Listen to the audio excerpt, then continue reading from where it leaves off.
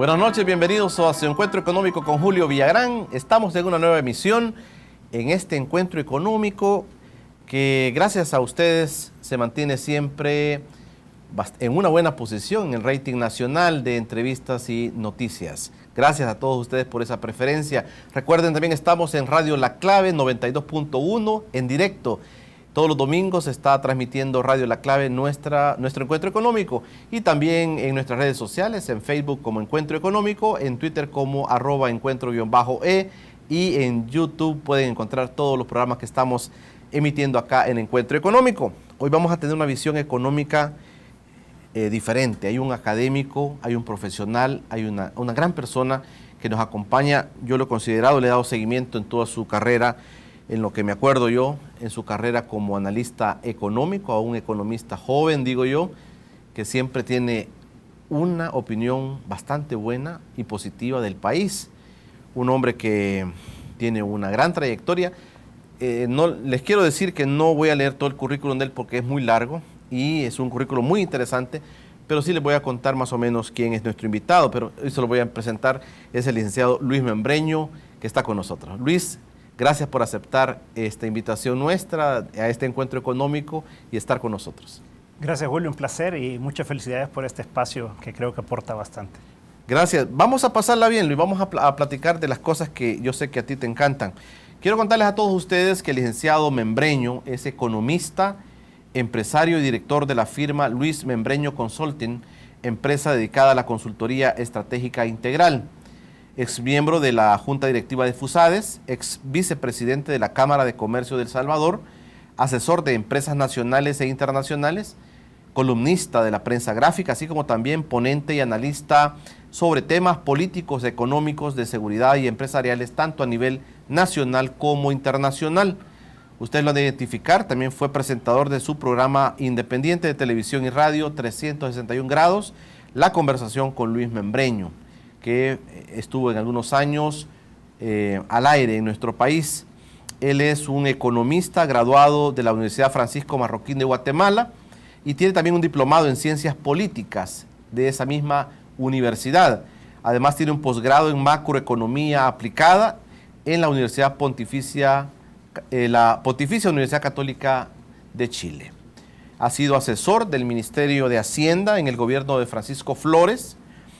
Fue asesor y editor de la sección económica del periódico y del semanario El Financiero de la prensa gráfica. También el diario de hoy fue editor y fundador de la sección Economía y Negocios y asesor de la Junta Directiva. En la Presidencia de la República también lo han llamado a Luis para que colabore como asesor en la materia económica del 93 al 94, asesor del Banco Central de Reserva de El Salvador. En el Ministerio de Planificación también estuvo en el grupo asesor económico, social, técnico en el área fiscal. También en FUSADES estuvo en el Departamento de Estudios Económicos y Sociales, era jefe del Departamento de Difusión y Prensa también. Ese es un poco el currículum de nuestro invitado, el licenciado Luis Membreño, con quien vamos a platicar esta noche sobre la visión económica que él tiene sobre nuestro país. Ya regresamos.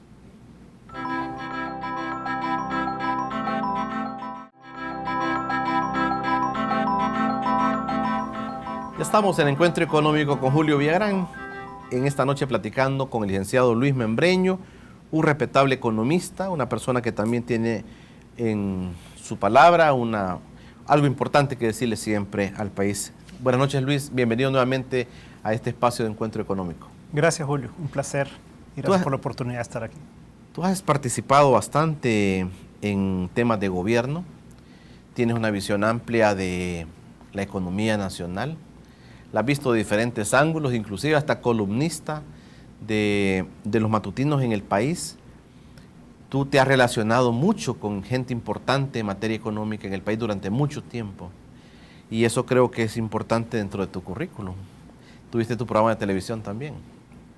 Y realmente esa palabra que siempre se necesita pues, en el país para analizarlo, un país tan complejo, con tantos problemas, y el tema económico es vital. ¿Cómo ves al país, Luis? Así en términos generales, y después voy a entrar al detalle. ¿Cómo ves al país tú en este momento? Mira, yo lo veo con una gran complejidad, con una gran dificultad, pero con también una gran oportunidad. Yo creo que el hecho de que haya conversaciones entre el gobierno, FMLN y Arena, creo que es muy positivo. El estar conversando sobre un pacto fiscal, que todos quisiéramos que fuera un acuerdo más amplio, pues, pero por lo menos un pacto fiscal creo que es un buen inicio. Se debe obviamente a las circunstancias tan complicadas de las finanzas públicas que tiene el país en este momento, pero creo que eso abre una oportunidad grande. Si nos podemos poner de acuerdo en algo tan específico como es las finanzas públicas, también después nos podemos poner de acuerdo en muchas otras cosas. Nos podemos poner de acuerdo en el tema de la seguridad, que ya se han hecho algunos esfuerzos también, lo cual es positivo. Y por el otro lado, creo que nos podemos poner de acuerdo en el tema de educación, en el tema económico propiamente. Creo que es fundamental el que no veamos que el pacto fiscal resuelve todo, sino que el pacto fiscal resuelve una pequeña parte de la situación económica del país, pero abre la posibilidad de que hablemos del crecimiento económico, que hablemos cómo hacemos para que esta economía no discutamos si crece al 2 o si crece al 3%, sino que cómo crece al 6, al 7, al 8% de una manera sostenida por décadas, que eso es lo que en realidad necesitamos. Hoy, hablando de tiempos, yo estaba leyendo en tu currículum y a mí me dije yo voy a plantearle a Luis de esta manera cómo ha visto él el paso, porque tú estás casi metido en temas de gobierno, asesorando desde el principio del gobierno, primer gobierno de Arena. El desarrollo después del conflicto, después de todo lo que sucedió, que ya el país ya lo asimiló de alguna manera, digamos la destrucción que hubo, lo difícil que fue levantar al país. Tú entonces has venido viendo, digamos, los gobiernos de Arena. Yo hacía un análisis con Mauricio Chusí, con el doctor Héctor Dada, sobre esta situación del modelo económico que hemos venido como moldeando en estos últimos tiempos. Entonces yo hago la pregunta esta, Luisa. ¿Qué tipo de modelo económico Arena implementó? Si políticamente tú vas a escuchar al FMLN y a gente de izquierda decir que eso fue un desastre, que se tomaron el país, que se robaron el país, que se robaron los bancos, que hicieron digamos, un trabajo favoreciendo a un grupo empresarial. Así lo han dicho algunos analistas acá. Luego, el FMLN comienza a gobernar en 2009 y algunos políticos de Arena, ahora de la oposición, comienzan a decir que este es el peor de los gobiernos que ha tenido el país. La peor forma de conducir al país se está viendo en estos últimos dos gobiernos del FMLN. Y entonces el país se pregunta, ¿qué modelo económico entonces debemos de tener en el país? Platicábamos con el doctor Héctor Dada y yo le decía, doctor, cuando ustedes llegaron en el primer gobierno, algunos decían que este gobierno iba a ser socialista, otros decían que iba a ser comunista, otros decían que el modelo iba a ser un modelo bastante radical, un cambio radical de cómo venía siendo en la parte económica. En esa parte, Luis, yo quiero aprovecharte y preguntarte, ¿cómo ves tú esos dos escenarios? ¿Y qué nos están dejando? Mira, tal vez solo para ahondar un poquito, yo vengo estudiando la economía del Salvador y del mundo pues desde los 80s. Entonces ahí me tocó que vivir obviamente toda la guerra y me tocó que vivir todo el periodo de la democracia cristiana también. Entonces tenemos ese que era un modelo específico. Recordad que fue una transición de un modelo de sustitución de importaciones que venía de los 60, 70. ¿Verdad? Luego se da todo un modelo de guerra, llamémosle así, con un cierto comunitarismo, que era lo que planteaba el ingeniero Duarte en aquel tiempo, pues las limitaciones obviamente que te impone un conflicto armado. Luego me tocó que vivir bastante de cerca el primer gobierno de Arena, en el sentido que yo trabajé en planificación antes de irme a estudiar a Chile. Trabajé como cerca de un año, un poquito menos. Luego me fui 2 años y después regresé ya cuando la paz se había firmado y en el último año de Cristiani, que ahí yo trabajé en la presidencia de la República. Entonces fueron como 2 momentos bien diferentes. Y después me ha tocado que ver la evolución. Yo te diría que aquí uno no se puede abstraer de lo que ha ocurrido en el mundo. Y la experiencia del siglo XX fue muy importante porque si tú te acuerdas todas las discusiones que había en los 80, 70s, 80s, ¿verdad?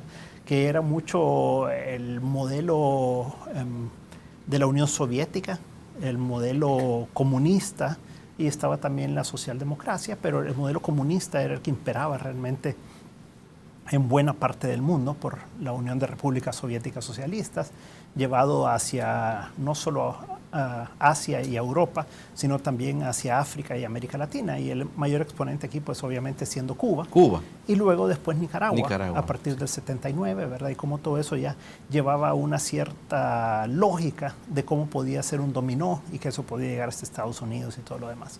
Entonces, yo creo que la gran conclusión a la que se llega en 1989, 1990, es que ese modelo fracasó, ¿verdad? Y desapareció además en gran parte del mundo. Lo que queda al día de hoy de esos modelos es básicamente una reminiscencia en Cuba, algo que ha tratado de hacer Venezuela al respecto, ¿verdad? Y te queda Corea del Norte.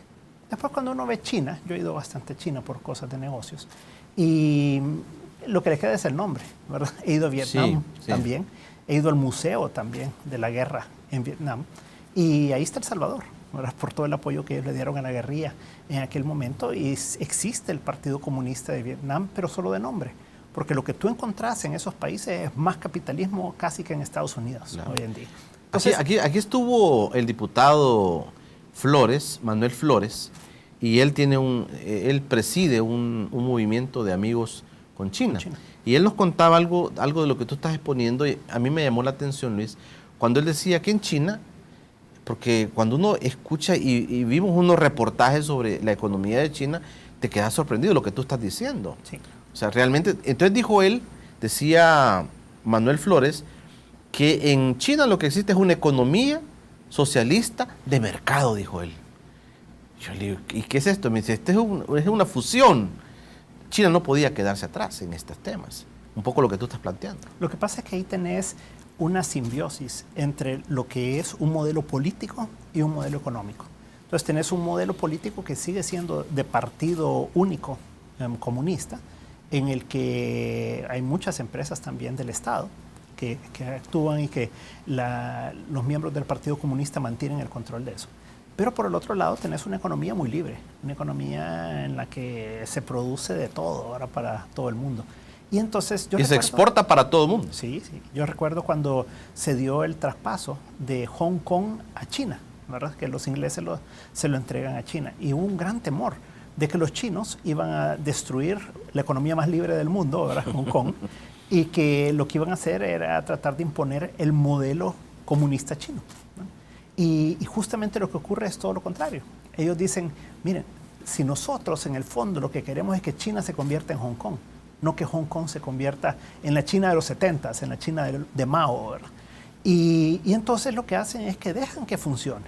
Y dicen, lo único que queremos es que China sea reconocido, o que Pekín sea reconocido, como el actor político en Hong Kong, pero que ellos funcionen. Lo mismo pasa con Taiwán. O sea, tú te acordarás todo el tema de la Guerra Fría. Es más, todavía aquí se sudan algunas calenturas sobre ese tema.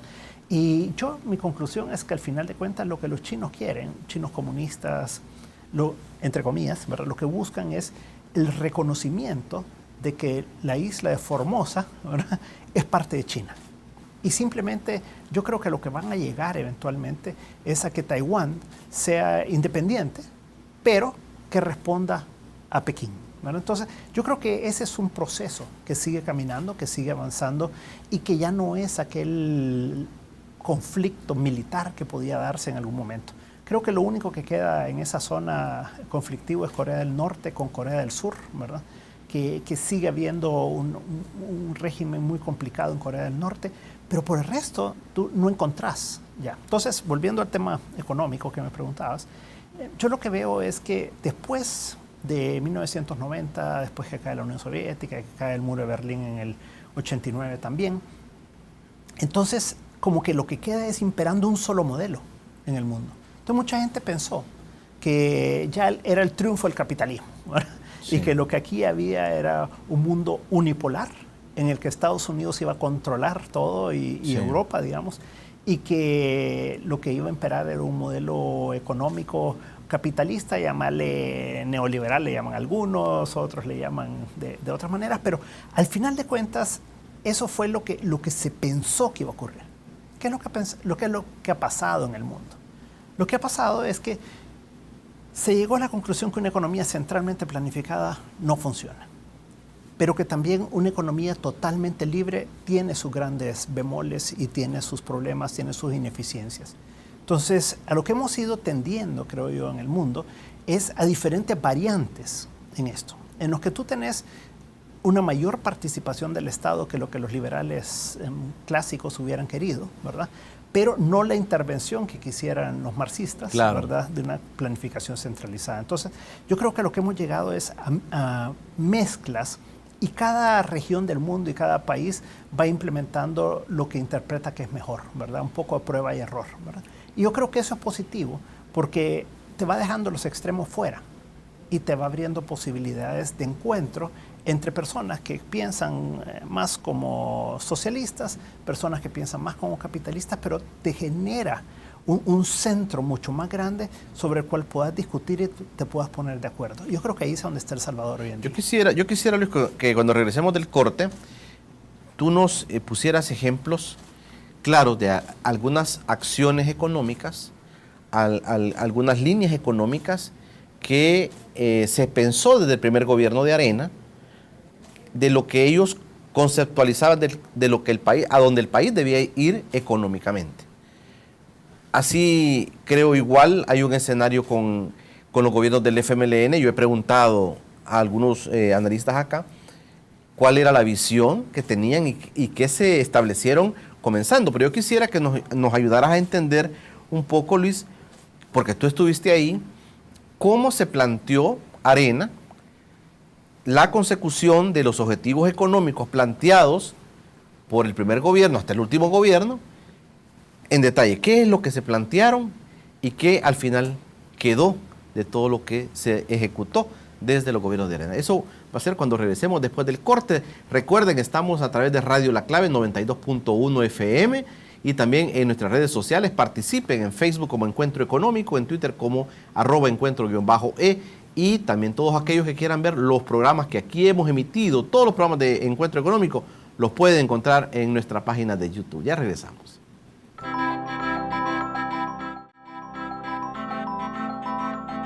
Gracias por estar con Encuentro Económico en este día domingo.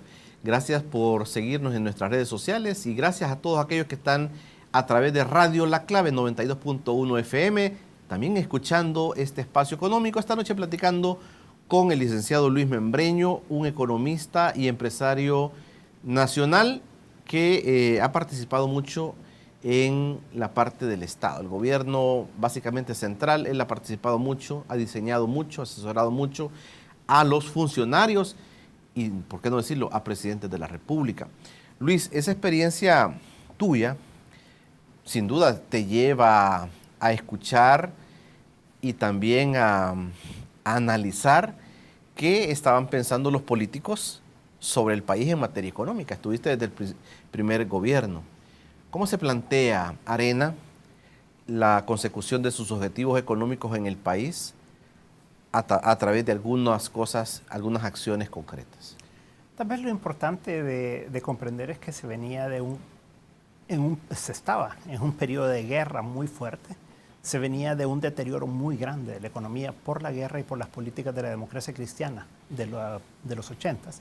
Y lo que el gobierno de Cristiani recibe es una economía quebrada, no había dinero en caja para pagar nada, no había ni siquiera para pagar la deuda externa, ¿verdad? O sea, era una situación peor que la que estamos viviendo hoy en día. El tema de recaudación tributaria era muy escaso también, recordad que la economía estaba muy deprimida, muy golpeada. Por el otro lado, era la década perdida en América Latina, ¿verdad? No solo nosotros estábamos ahí, sino muchos. Y entonces ahí se comienza con un plan en el que el presidente Cristiani anuncia el 1 de junio del 89 que su principal prioridad sería la paz. Y él plantea 3 temas fundamentales. Uno es la paz, el otro es la recuperación de la economía y el otro es una transformación social. Y ahí venían toda una serie de políticas sociales en ese sentido. Entonces, lo primero fue que se creó la comisión de diálogo y se comenzó a trabajar en la paz, porque sin paz tampoco se podía pensar que el país iba a salir adelante. Lo segundo entonces fue un plan de reforma estructural. En ese momento ya se tenía un par de años de venir trabajando en FUSADES. En eso había contratado a expertos del mundo para poder trabajar todas las políticas, política comercial, política fiscal, política agraria, todo lo que te puedas referir, o sea, toda la parte tributaria, toda la parte de gasto, todo se había trabajado y se tenía equipos de gente que había estado con todos los consultores por lo menos un año y medio. Y algunos de los líderes de estos grupos salieron como ministros hacia el gobierno del presidente Cristiani. Entonces, la unidad de criterio y la capacidad de análisis y la definición de políticas que se tenía que tomar estaba clarísimo desde día uno, siendo Mirna Liévano la líder o la lideresa. Era ministra de Planificación. Ese grupo, ella fue la ministra de Planificación, que era la coordinadora de todo el equipo económico y social, ¿verdad? Y después se creó también toda la parte de los ministerios sociales que hacían todo lo que era obra pública. Entonces se crearon 3 comités importantes. Entonces se comenzó a trabajar en la paz, por un lado, por un grupo de personas. Después en la parte económica, ahí se comenzó con la reforma estructural y con una serie de cambios. Por ejemplo, bajar los aranceles. Los aranceles tenían una dispersión entre 0 y 270%. Entonces se hizo todo un plan de ajuste. Eso fue bien difícil de negociarlo con todo el sector industrial, por ejemplo, de ese tiempo. O sea, eran empresarios que se oponían a que les quitaran la protección, pues, ¿verdad? Porque sus empresas podían quebrar y todo. Entonces hubo mucho en ese sentido en el tema bancario. Pues la banca estaba quebrada. Era una crisis bancaria significativa. Hubo que trabajar todo eso. Hubo que, al final de cuentas, hacer toda una limpieza de todas las carteras de los bancos y definir el mecanismo para privatizar, que fue otra cosa bien amplio. Luego estaba todo el tema cambiario. La privatización era uno de los elementos fuertes que tenían ustedes, o sea, fundamentales dentro del plan que se iba a ejecutar. Sin banca no tenés un país que pueda operar, ¿verdad? Y había sido tan grande el robo que se había hecho en el tiempo de la democracia cristiana, ¿verdad? De los bancos, el saqueo de los bancos había sido tan grande, ¿verdad?, que estaban totalmente quebrados, ¿verdad? Entonces, bueno, ahí estaban todos los estudios actuariales que se habían hecho y de todo. Entonces se tenía información muy precisa y muy clara de todo lo que había que hacer. Entonces, por eso fue bien exacto todo lo que se hizo y el equipo estaba muy integrado, ¿verdad?, y estaba muy definido hacia cómo caminar. Y por otro lado, la filosofía entonces era de ir quitándole al Estado todas estas instituciones que operaban en momentos de los militares, en momentos de la democracia cristiana, de la Junta Revolucionaria. Era quitarle, porque no tenía camino entonces el gobierno de Alfredo Cristiani. O sea, dijo, lo vamos a privatizar, por ejemplo, en el caso de la banca, lo vamos a hacer porque no hay otra opción. Claro. O sea, recordad que en el mundo, y ya para ese momento, ya se tenía muchas experiencias, ¿verdad? Por ejemplo, Chile había pasado de una estatización de la banca a una privatización, a una reestatización por la forma mala como se había hecho a finales de los 70, principios de los 80. La banca vuelve a quebrar en Chile entre el 81 y el 83, por ejemplo. Y ahí se aprende mucho, ¿verdad?, de esa experiencia. Entonces, había mucho conocimiento ya a nivel global de las cosas que debían de hacerse y cómo se debería de empujar. Ahora, hubo ciertas cosas que se lograron hacer en el gobierno de Cristiani, otra cantidad de cosas que no, porque la prioridad era la guerra.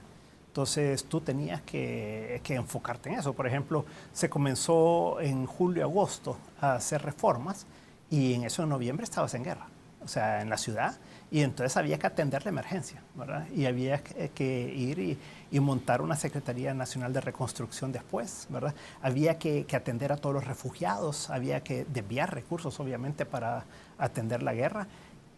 Hubo que ir al Club de París, por ejemplo, estábamos quebrados como país, no podíamos pagar la deuda, no teníamos dinero. Entonces el país tuvo que ir a renegociar y a conseguir apoyos en ese momento. Entonces hubo muchas cosas que se tenía que manejar.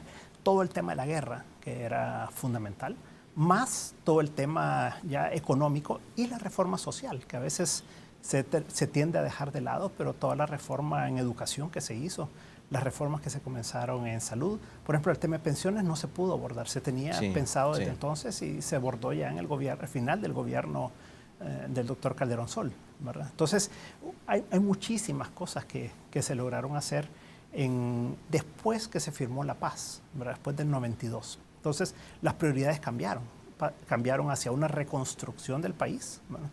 Y seguir avanzando en la reforma económica. Pero lo que te iba generando esos cambios en prioridades era la guerra. La guerra era la que dominaba realmente lo que podías hacer y lo que no podías hacer en el país, ¿vale? Entonces, eso fue. Después, yo te diría que yo me alejé obviamente de los gobiernos. Yo estuve un año al inicio del gobierno de Cristiani, después me fui a estudiar fuera y estuve el último año también ahí colaborando en el Banco Central, en planificación y con la presidencia. Y después, el gobierno de Calderón Sol fue un gobierno totalmente diferente, ¿verdad? O sea, las prioridades eran otras, los equipos de trabajo eran otros. Y hasta en ciertos momentos se manejaba que lo que había hecho la gente del equipo de Cristiani era lo opuesto de lo que ellos querían hacer, porque ellos querían hacer algo totalmente diferente. ¿Y tú lo viste así? Sí, no, yo me acuerdo. ¿Fue así? Fueron unos conflictos enormes. Entonces uno diría, pero si eran gobiernos de arena, y a veces la gente dice 20 años de arena. Sí. No, fueron 5 años de Cristiani, en esos dos gobiernos, 5 años de Calderón Sol. ¿Cuál era la visión diferente, Luis? Cuéntanos. Mira, era gente que no era técnica, primero, ¿verdad? La gente de Calderón Sol. Sí, o sea, era gente política, ¿verdad? Además, era un momento en el que recordá que ya la paz se había firmado, ya había un par de años de ejecución. Recordá que la economía ya estaba creciendo al 7%, ¿verdad? O sea, la economía crece al 7% en el 92 y en el 93. Luego en el 94-95 crece a 6,5%. O sea, tenés un promedio más o menos 7% durante 4 años. Y entonces viene y se toma la decisión en el 96, en el gobierno del presidente Calderón Sol, de apretar la economía, que iba demasiado rápido. Y entonces se toma decisiones como incrementar el IVA, incrementar las tarifas eléctricas que en ese momento estaban reguladas. Y AFP no entra en ese... Y el crédito. Y el crédito se contrae. Entonces, el crédito estaba creciendo a tasas, si no recuerdo mal, del 30 y pico %. Entonces, se dice, se está sobrecalentando la economía, está creciendo demasiado. Y repentinamente, a partir de julio de ese año 86, la economía pasa a crecer 0. 96. 96. Ajá. O sea que pasa de crecer 7%, que venía creciendo los 4 años anteriores, a 0. ¿Y qué pasó? Ahí fue un frenón total. Y la economía, de ahí en adelante, te diría yo, al día de hoy, o sea, son 20 años, ¿no?, que la economía no se ha recuperado. O sea, la economía nunca ha podido volver a tener tasas de crecimiento del 6-7%. Algunos dicen de que este crecimiento era como coyuntural, que se dio después de la firma de los acuerdos de paz y que ahí se tuvo mucha ayuda internacional, que Estados Unidos tenía su visión puesta en el país y quería siempre soportarlo, quería apoyar bastante y que eso hizo que el país creciera en ese tipo de nivel. Fíjate que yo ahí difiero un poquito. Yo creo que Estados Unidos y la mayor parte de países abandonaron a El Salvador. O sea, el apoyo que El Salvador tenía durante la guerra era muchísimo. El apoyo post-paz se vino bastante abajo. Mucho de todo lo que se había ofrecido no se dio. Después, la comunidad internacional había ofrecido aportar muchos recursos que nunca llegaron al país. Y la reconstrucción la tuvo que pagar El Salvador. O sea, entonces, ahí es a donde básicamente es la inversión privada la que genera ese crecimiento económico. Tú tenés tasas de crecimiento de la inversión muy fuertes que llega más o menos a 19% del PIB, casi 18.7% del PIB, la tasa de inversión privada, que es la más alta que hemos tenido desde que yo conozco, ¿verdad? Y si tú ves las tasas posteriores a eso, anduvieron más o menos en 16% hasta antes del 2009. Y después del 2009 bajan más o menos al 13%. Este país necesita tasas de inversión privada de alrededor del 20% para poder crecer arriba del 6%. Entonces, fue soportado principalmente por la inversión privada que vino como producto de una confianza muy grande. Y empezaba a recuperarse este sector también. Claro, y entonces tuviste inversiones en muchísimos sectores, incluyendo, por ejemplo, el sector textil. En ese momento surge toda la apuesta por el sector textil también en El Salvador, que en un principio fue maquila, ¿no?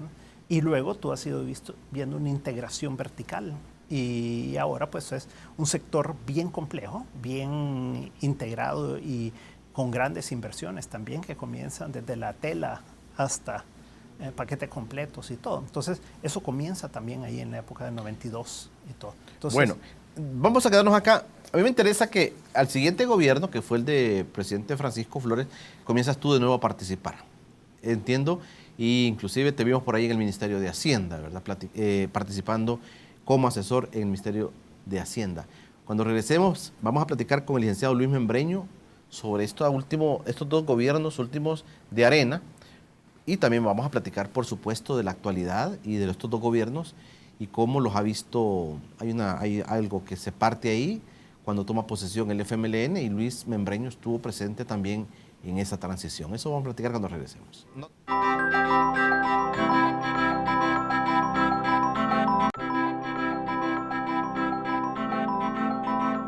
Buenas noches, bienvenidos a un micronoticiero más gracias a dinero.com.sb. Mi nombre es Alejandra Rochac y les voy a presentar las noticias de economía más relevantes de la semana. Empezamos. Esta semana, el secretario de Planificación de la Presidencia, Roberto Lorenzana, a través de un comunicado, explicó la situación en cuanto al subsidio de energía a empresas, apartamentos de lujo y ranchos de playa que no tienen subsidio aún con 99 kilowatts de consumo. Lorenzana expresó: tenemos más o menos 2,000 empresas que tienen subsidio, porque ellos tienen a veces varias casas, oficinas con consumos menores a 99 kilowatts y ahí se les da subsidio. El secretario aclaró que la focalización del subsidio a la energía eléctrica va dirigido a un pequeño grupo que han observado tiene la posibilidad de pagar sin subsidio. En otra información, el gobierno de El Salvador, a través del organismo promotor de exportaciones e inversiones de El Salvador, PROESA, presentó los resultados de un estudio referente a oportunidades de exportar servicios a Nicaragua ante empresas salvadoreñas. Dicho estudio plantea que existen grandes oportunidades de exportar servicios en los rubros de alojamiento y diseño de páginas web, creación y soporte de redes sociales, aplicaciones móviles y desarrollo de soluciones especializadas de software. Además, los servicios de diseño gráfico son altamente competitivos y normalmente son subcontratados por empresas oferentes de otros servicios relacionados como páginas web y campañas publicitarias. Esta semana se celebró la cuarta ronda de acuerdo económico entre Ecuador y El Salvador, en la cual la viceministra de Economía de El Salvador,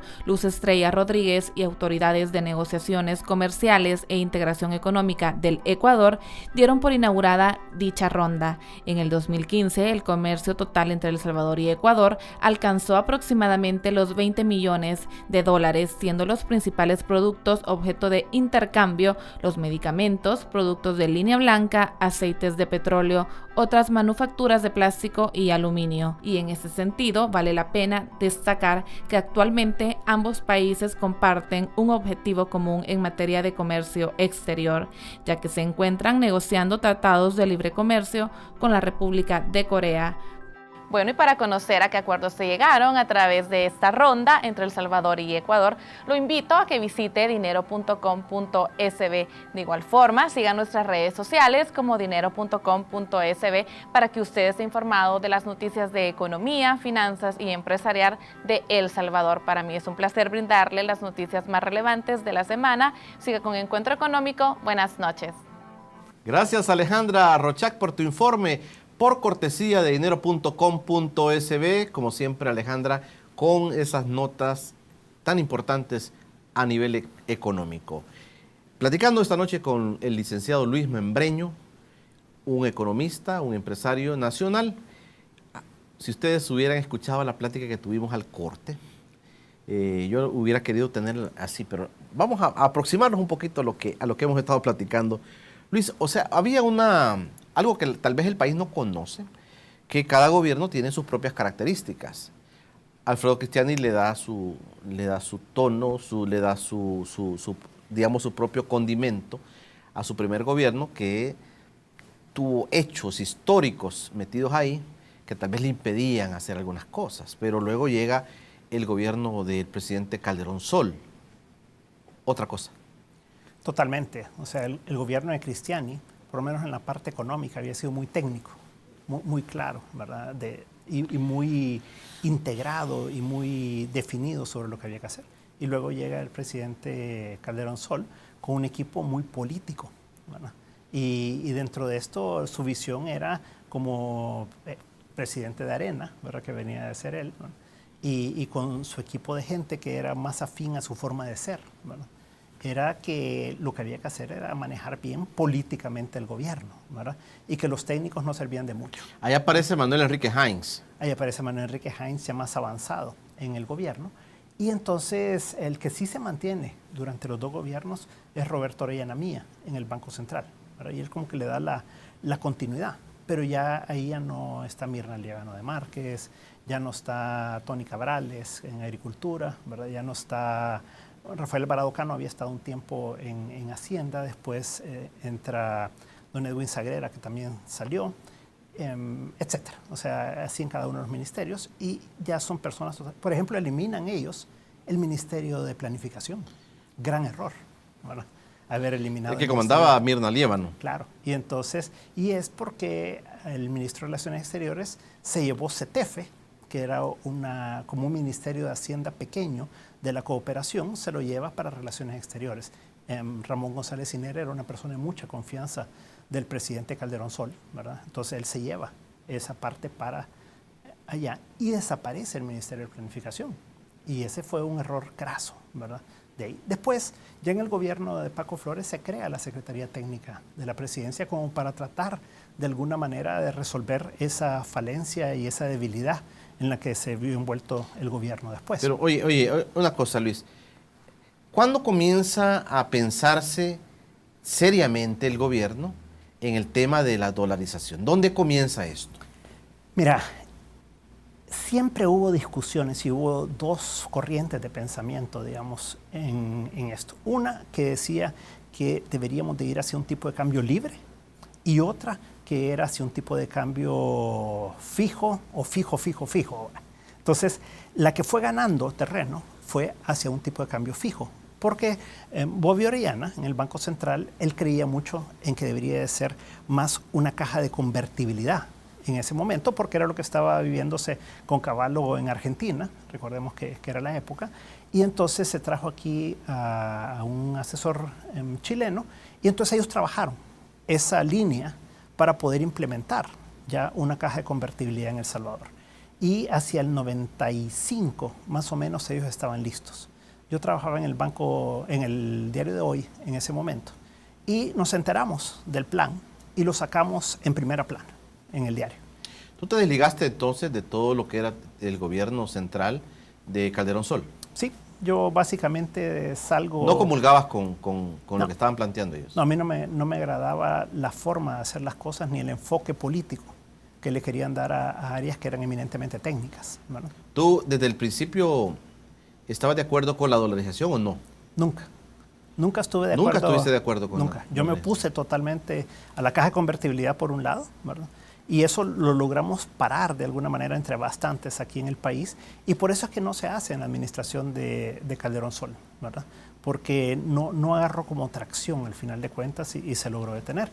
Pero se llega al gobierno después de Paco Flores, ¿verdad? Que era un gobierno diferente totalmente al de Armando Calderón Sol. Vuelven los técnicos. Vuelven los técnicos y muy jóvenes también. Sí. Ahí llega Rafael Barraza, al Banco Central, llega Juan José Dabú, que fue ministro de Hacienda y secretario técnico de la presidencia, y Miguel Lacayo, que estaba en Economía, y así, o sea, un equipo de gente, la Mayu Brizuela de Ávila en Relaciones Exteriores, tenías a Evelyn Yacir en la parte de educación, etc. Entonces, ¿Hacienda? ¿Quién estaba en Hacienda? en Hacienda, bueno, Juan José. Juan José Dabú era ministro de Hacienda, sí. Entonces, Yo recuerdo, te comentaba, cuando el presidente Flores, una vez que lo iba a entrevistar, porque yo trabajaba en la prensa gráfica en ese tiempo, y al final de la reunión, esto fue tipo octubre del 2000, me dice, mira Luis, quédate un ratito, como ya habíamos trabajado antes juntos, ¿verdad? Me dijo, te quiero hacer una consulta. Entonces nos fuimos a la sala ahí en la residencia presidencial y me dijo, ¿qué opinas de la dolarización? Y yo le dije, presidente, no lo haga, le dije. Creo que sería el peor error. Entonces, bueno, muchas gracias, nos vemos, etcétera, ¿verdad?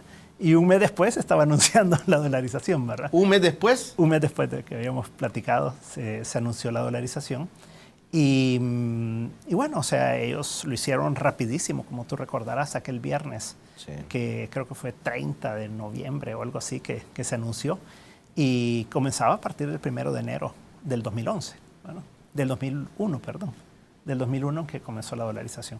Entonces, ese era un gobierno muy diferente, ¿verdad? Era un gobierno que tenía gente joven, técnica muy buena también. Aquí se incrementa el IVA también. No, el IVA fue en la administración de Calderón Sol. Ahí sí, se incrementó en 96, sí. Desde el 96 ha sido 13%. Al 13%. Sí. Entonces ahí viene y se comienza a implementar una serie de políticas. Ellos definen en el gobierno de Paco Flores el que querían un acuerdo de libre comercio con Estados Unidos, por ejemplo. El TLC, sí. Y eso era lo que se veía como imposible. Yo recuerdo haber ido a Washington todavía 1 o 2 años antes y era así como, no, eso no va a ocurrir, ¿verdad? ¿Tú no creías en eso tampoco? Yo creía que se necesitaba, pero recordá que en aquel tiempo estaba la iniciativa del Caribbean Basin, ¿verdad? De la cuenca del Caribe, ¿verdad? Y eso es lo que se tenía para toda la parte textiles y todo. Entonces la gente creía que era más continuar en eso, ¿verdad? Y que un acuerdo de libre comercio realmente, NAFTA abrió las posibilidades, ¿verdad? Pero eso fue 2005, ¿verdad? Pero pensar que El Salvador y Centroamérica podían lograr lo que México había logrado y Canadá, pues no se visualizaba posible. Entonces es un gran mérito. También las circunstancias, obviamente, políticas y todo, y de la presidencia en Estados Unidos que abrió esa posibilidad. Entonces esa fue una de las apuestas. El otro fue la dolarización.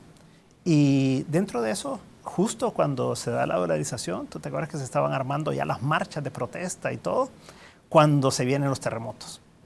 Y los terremotos le cambian totalmente la prioridad al gobierno de Paco Flores, porque todo lo que ellos pensaban hacer ya no era viable, porque se tenía que reconstruir el país.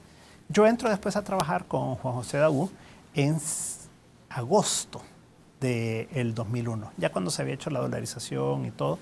Y yo entro específicamente a Hacienda, a la parte de recaudación de impuestos. Esa fue la parte que a mí me pidió que le ayudara, en la parte de aduanas, en la parte de impuestos internos, ¿no? Y de repente estábamos comenzando a trabajar cuando se viene el ataque del 9/11 en Estados Unidos. Y eso cambia también las prioridades de Estados Unidos. Y entonces el tema de terrorismo, el tema de seguridad, y yo en la parte de aduanas, pues se vuelve un tema fundamental también en El Salvador mismo, ahora como parte de lo que estaba ocurriendo en Estados Unidos. Entonces, todo eso pues influyó mucho en el gobierno de Paco Flores. Recordad que entre 2001 y 2003, 2004 se dedicó a la reconstrucción. Bueno, cuando regresemos después del corte, Luis, si te parece, esta parte de la presidencia de Francisco Flores me interesa porque hubo hechos económicos bien importantes que fueron marcando la pauta de nuestro país. Tendríamos que revisar también crecimientos económicos a partir de esa fecha. Y también nos queda el último gobierno, que es el presidente Antonio Elías Saca. Que también quisiera que habláramos un poquito de esto. Y vamos a aprovechar tu experiencia y tu participación en estos gobiernos para entender, Luis, porque creo que el país necesita entender qué ha pasado en los últimos años en nuestro país. Y eso creo que nos está ayudando bastante a ubicarnos económicamente en ese periodo. Cuando regresemos, continuemos hablando con el licenciado Luis Membreño. Recuerden que nos pueden sintonizar también en Radio La Clave 92.1 y en nuestras redes sociales también participar. Facebook Encuentro Económico, Twitter @encuentro_e y en el canal de YouTube pueden ver todos los programas que aquí estamos emitiendo. Ya regresamos.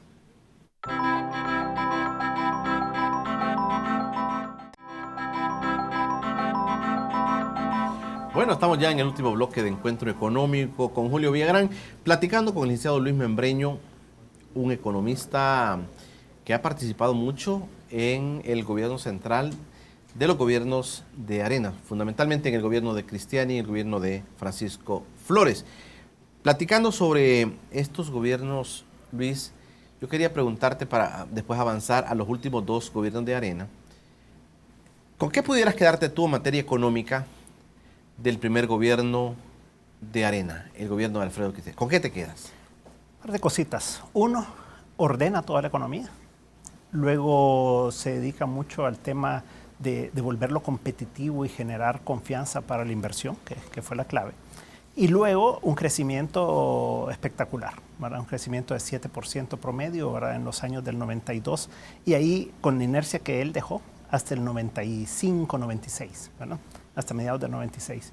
Entonces, yo diría que eso es lo mejor, y toda la reestructuración que se fue a hacer en todos los campos y la integralidad de las medidas que se fueron tomando. No eran ministros, la otra parte eran los ministros, que eran personas que venían ya integrados como equipo, con una visión bien clara de qué parte y qué rol iba a jugar cada uno dentro de su ministerio, que es algo que le ha faltado mucho al resto de gobiernos de Arena de ahí en adelante, y a los mismos del FMLN también, ¿verdad? Hay una crítica que es como parte de la historia, digamos, ya del país. Con el gobierno de Alfredo Cristiani, dicen, él se prepara la autocompra de un banco y de la banca, y algunos críticos llegan a decir, inclusive prepara el escenario para que todas las AFPs también caigan bajo las manos de él. Mira, yo creo que son historias que se trata de simplificar demasiado. Yo no sé si él al final de cuentas compró, se habla del Banco Cuscatlán o no, ¿verdad? Pero compró, ¿verdad? Es bien importante la palabra. Claro, ¿verdad? claro. O sea, y no sé si en realidad fue cierto o no, porque no me consta. Pero lo que sí sé es que era una banca quebrada y que se generó la confianza para que mucha gente trajera plata a El Salvador e invirtiera en la banca, pues. Entonces, yo creo que pueden haber críticas y todo, que no debería desmeritar las cosas buenas también que hizo, ¿verdad? Creo que a veces solo nos quedamos con ciertos como creencias, ¿verdad? Que nunca probadas, ¿verdad? Quería preguntártelo porque mucha gente le queda a veces de los presidentes algo. Y esto, digamos, a mucha gente le queda ese sinsabor. Es decir, él fue construyendo. Inclusive el doctor Héctor Dada decía que un mérito habían tenido los gobiernos de Arena. Lo dijo en un último programa aquí en el Encuentro Económico. Y decía, fue preparar la nueva élite empresarial, la nueva élite oligárquica que iba a dominar el país. No sé, yo creo que recordar que se había destruido la capacidad empresarial mucho en El Salvador con la reforma agraria, con la estatización de la banca y del comercio exterior. Si tú comparas, por ejemplo, en el sector agrícola, Guatemala, al día de hoy, ¿verdad?, con El Salvador, tú ves la destrucción de capacidad empresarial que se destruyó, y por lo tanto Guatemala es un líder agrícola. ¿Por qué? Porque tiene grandes empresarios y tiene empresarios agrícolas. El Salvador, tú ves la cantidad de tierras ociosas que hay por todos lados y la falta de capacidad en manejo agrícola, con pocas excepciones, ¿verdad? Principalmente el sector azucarero. Pero tú ves que si esos son oligarcas, que si no, pero son gente que tiene capacidad, ¿verdad?, para producir, y lo ves en Guatemala versus El Salvador, tal vez para que veas lo que pasa cuando haces las cosas bien y cuando haces las cosas mal, ¿verdad? Aunque no te gustara mucho, ¿con qué te quedas con el gobierno de Calderón Sol? Mira, yo creo que fue un gobierno que le tocó la reconstrucción, no fue nada fácil, ¿verdad? Y yo diría que ese fue el mérito de ese gobierno. Y por el otro lado, la reforma de pensiones. Creo que la reforma de pensiones fue fundamental y podemos en algún momento o algún día discutir ese tema en profundidad, pues, pero esa reforma fue fundamental. Luego llega Francisco Flores y estábamos hablando del tema dolarización.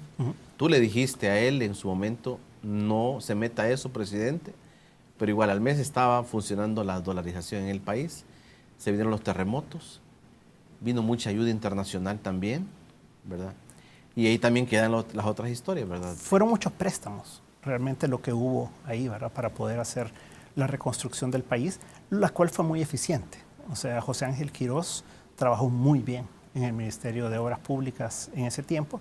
Y yo creo que lo interesante era que, siendo un presidente tan ausente, Paco Flores, ¿no?, tuvo un equipo tan bueno al que dejó trabajar, Yo creo que eso de ese es un gran ¿cómo, mérito. cómo es eso? Mira, Paco Flores era un presidente que tú podías no verlo por 6 meses, pero ese gobierno funcionaba como un relojito, ¿verdad?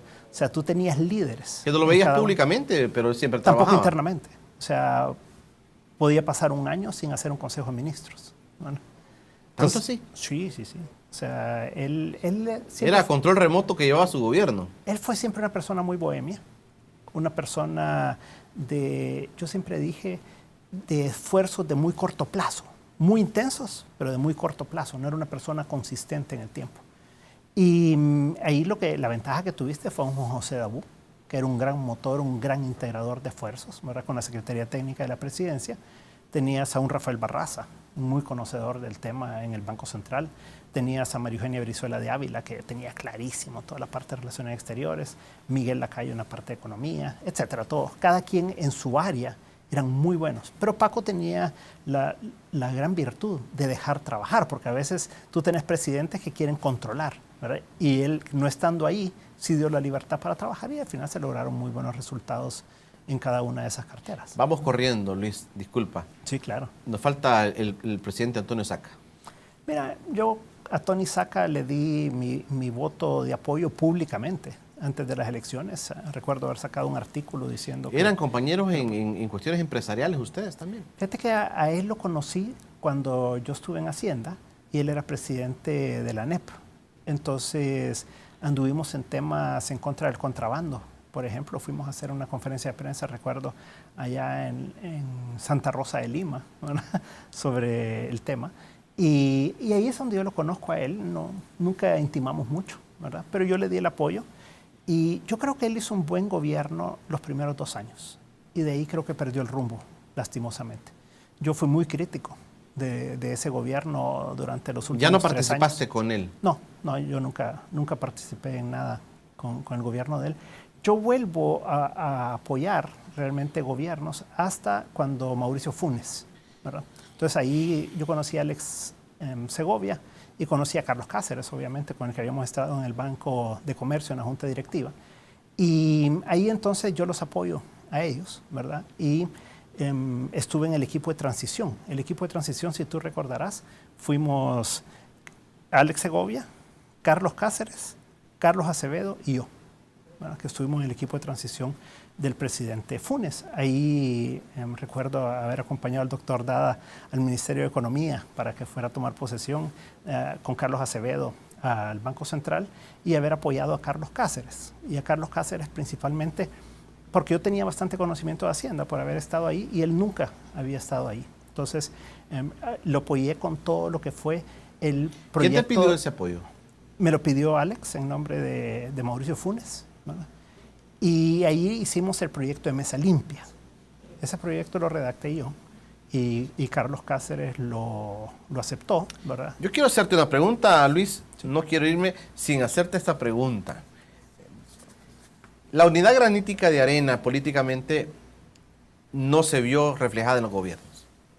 Esa unidad de un gobierno, del otro y del otro y del otro, no era que ellos iban planificando desde el primer gobierno lo que se iba a ir haciendo al país de manera coordinada, digamos.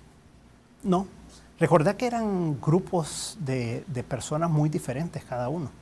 El grupo de Cristiani era muy diferente que el de Armando Calderón Sol, que el de Paco Flores, que el de Tony Saca. Grupos diferentes. Totalmente. Y con Respondían visiones muy a diferentes intereses. Y con visiones muy diferentes, además, de la realidad y de la política y de la economía.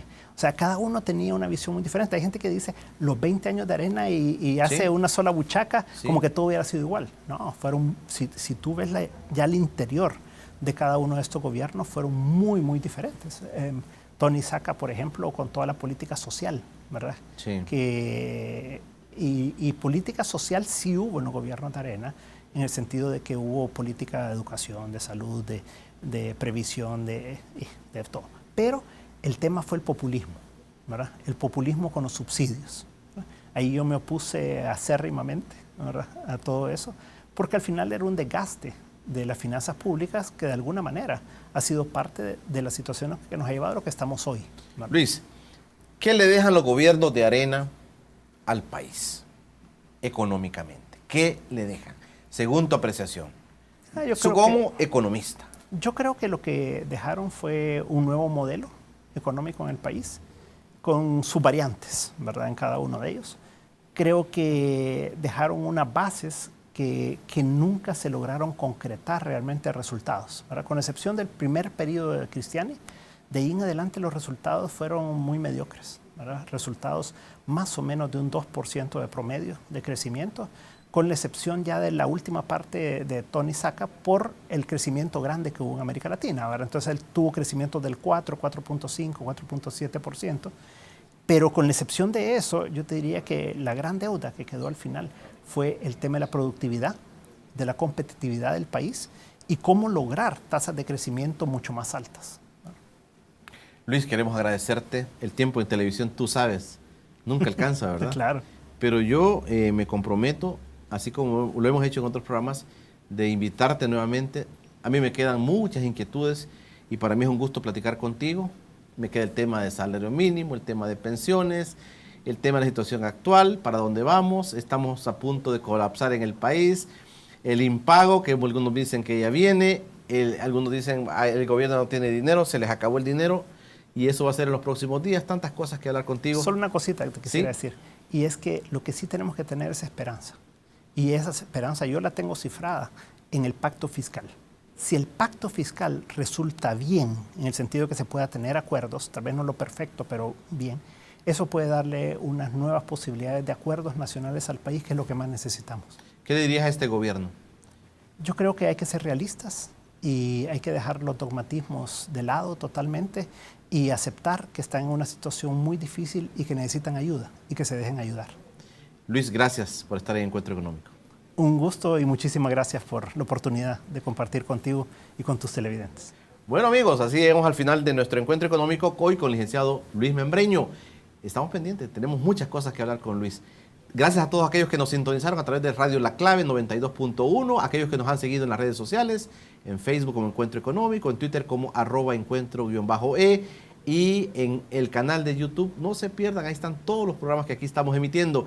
Retransmisión de Encuentro Económico el próximo jueves a las 10 de la noche. Hasta la próxima.